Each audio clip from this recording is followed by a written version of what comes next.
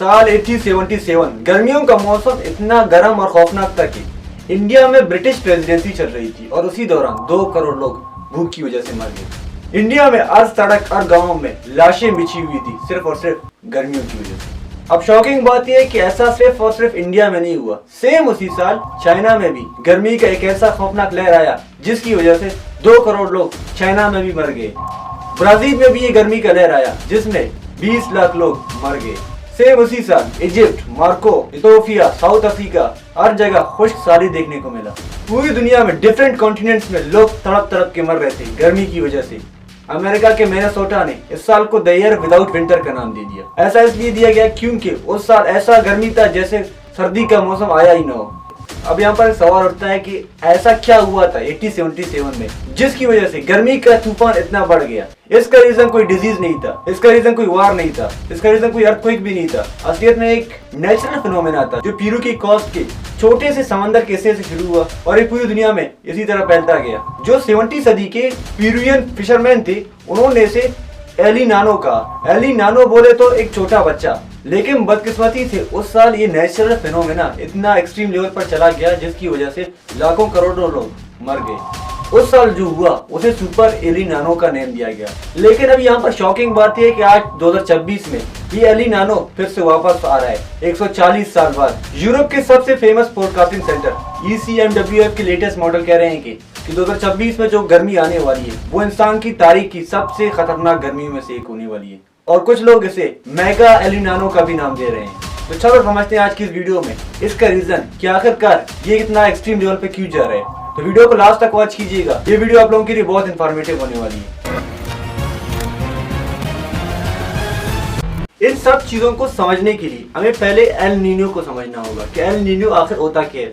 देखो, जो दुनिया का सबसे बड़ा ओशियन है पैसिफिक ओशन, और हर वक्त हवा चलती रहती है नॉर्मली वहां पर, और यही हवा पानी को पुश करता रहता है जिससे जो समंदर की पानी की टेम्परेचर होती है वो मेंटेन रहती है। लेकिन अगर हवा वीक हो जाए तब तो ये जो पानी होता है ये फैल जाता है। मतलब जो एशिया के साइड पानी था गर्म वाला वो साउथ अमेरिका की तरफ फैल जाता है और इसी सिचुएशन में जो समंदर का टेम्परेचर होता है वो इननॉर्मल हो जाती है और इसी सिचुएशन को एल नीनो कहा जाता है। मतलब अगर जब एल नीनो आ जाता है तो ऐसा होता है कि बारिश जो होती है कुछ रीजन में ज्यादा होती है और कुछ रीजन में इस कदर कम होती है कि वहाँ फुल जमीनें खुश्क हो जाती हैं। एल नीनो बेसिकली एक साइकिल की तरह होता है जो रेगुलरली नहीं आता, लेकिन हर 5-6 साल बाद एक बार आ जाता है।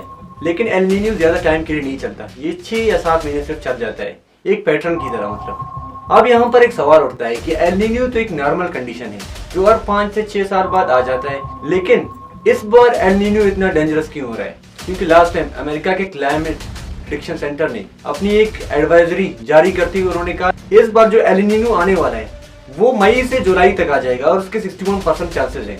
लेकिन अभी यहाँ पर शॉकिंग बात यह है कि ये वो टाइम होता है मई से जुलाई तक जिसमें मुख्तलिफ रीजन्स में मुख्तलिफ इलाकों में बारिश होती है और कुछ कंट्रीज में जो फसलें होती हैं वो बारिश पर डिपेंड कर रही होती है। तो ये एल नीनो आ जाता है और ये सारा सिस्टम दरम बरम कर देता है। एल नीनो की दूसरी मुसीबत है इंटेंसिटी। NOAA के मुताबिक इस साल एक स्ट्रॉन्ग एल नीनो आने वाला है जिसमें जो पैसिफिक ओशन है उसका टेम्परेचर 2 डिग्री तक बढ़ सकता है। अभी आप सोच रहे हो कि 2 डिग्री टेम्परेचर से क्या ही होगा, लेकिन जो समंदरी पानी है उसका 2 डिग्री का बढ़ जाना बहुत मैटर करता है और ये बहुत से क्लाइमेट चेंजेस का रीजन बन सकता है। जो लास्ट टाइम पाकिस्तान में एल नीनो आया था वो 2016 में आया था जिसमें 2000 लोग गर्मी की वजह से मर गए थे, इतना टेम्परेचर बढ़ गया था उस साल। अब यहाँ पर एक सवाल उठता है कि एल नीनो आने वाला है या फ्यूचर में आ सकता है, तो इसके लिए हमें क्या स्टेप्स उठाने चाहिए? देखो, इसका सिंपल सॉल्यूशन है, हमें पुराने दरख्तों की हिफाजत करनी चाहिए। जी हाँ, बिल्कुल।